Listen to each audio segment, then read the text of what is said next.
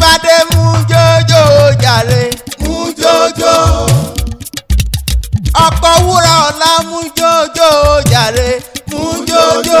Torí pé ó lẹ́kan lọ́dún mú jójó. Torí pé ìgbà kò láyọ̀ mú jójó. Ọ̀rọ̀ yóò dàríwó bó bá lè mú jójó. Yóò dàríwó bó bá lè mú jójó. Ọ̀rọ̀ yìí yóò dàríwó bó bá lè mú jójó. Ajíbádé òkú ọjọ́ bí òkú ọjọ́ bí o àṣeyí sèmí ọdún tẹ̀sẹ̀ lónìí kò ní jáse mọ́ lágbára Ọlọ́run ọba mi olówó tí fowó ṣàánú ẹkú ayẹyẹ oríkádùn afúnni ló ń jẹ mọ́wó bẹ́ẹ̀ aṣọre mọ́gbẹ̀jẹ̀ ní sọjọ́ bí o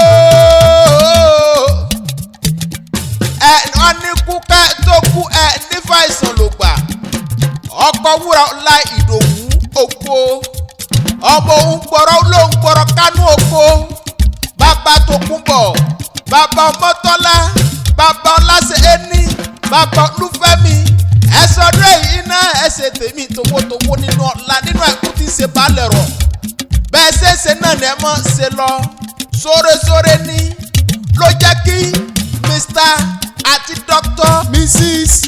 Adéyọ̀mbọ̀ wọ́n ní kí n wá kí yín o kí n wá kí yín délédélé ẹ̀yin lọ́mọ Ọ̀tún Èkìtì Ọ̀tún Mọ́bà ọmọ onírẹ̀kẹ́ agbẹjọ́ ìrèké bàbá yín dùn mọ̀rẹ̀ bí oyin ẹ̀gbọ́rọ̀ ní kí ajá lóde Ọ̀tún mo gbẹ́rọ̀ ìwú o mo gbẹ́lẹ̀ ìwú sẹ́gi mo wàkùrọ̀ wáyùn lọ́tún èdè lókù kálágbẹ̀dẹ̀ ó sá ń lọ́kọ́ o ọmọ àásòrò kára mọ̀ jẹ́ kágùntàn mọ̀ jẹ́ Èkìtì ọmọ wá ọmọ ẹkùn ọmọ olókè méjì takọtabo lórí ara wọn òkè làbọ̀ bá kú wọ̀lú àyẹ̀kọ́ o nbá tètè jí nbá bọ́ba rẹ̀ dé àgbọ̀nlé bàbá tó bí ọlọ́mọ ọmọ amúkàrà sábẹ̀ ewu jẹ kì í ṣe pé ẹ fi sáhùn kì í ṣe pé ẹ fi sáròrò ìṣẹ̀dálẹ̀ bàbá yín ni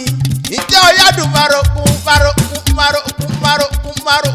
Ajíbádé o Dr. Caleb Ajíbádé ìjẹ́ ọ̀yádùn marọ̀sá o ìjẹ́ ọ̀yádùn marọ̀pẹ́lẹ́ ọmọ oníyàn oyin ọmọ asọ̀yẹ́ kó tó sóoru Èkìtì kò ní fẹ́ràn kàbí yán ọmọ ajíwájíwá ilẹ̀kẹ̀ ọmọ jíwájíwá kún ọmọ ẹkùn kínní ọmọ ẹkùn kejì ọmọ ẹkùn kẹta ọmọ bámi mẹ́kùn kí n bá mẹ́wúrẹ́ ọmọ ewúrẹ́ ó banilẹ́rù ó jẹ̀kùn lé bàbá tó bí ọlọ́mọ lágbára Elédùmarè ọba mi bá mi Dr. Caleb dúró wàrà Ajíbádé ọdún tẹ̀sẹ̀ lónìí kò ní jáse mọ́ àṣetúnṣe ni ó máa jẹ́ lórúkọ Mr. àti Dr. Mrs. Adéyọ̀mbọ̀ wọ́n ní mọ́ kí yín pé ìgbọ́dún ìṣẹ́jú kan ní lágbára Ọlọ́run ọba mi.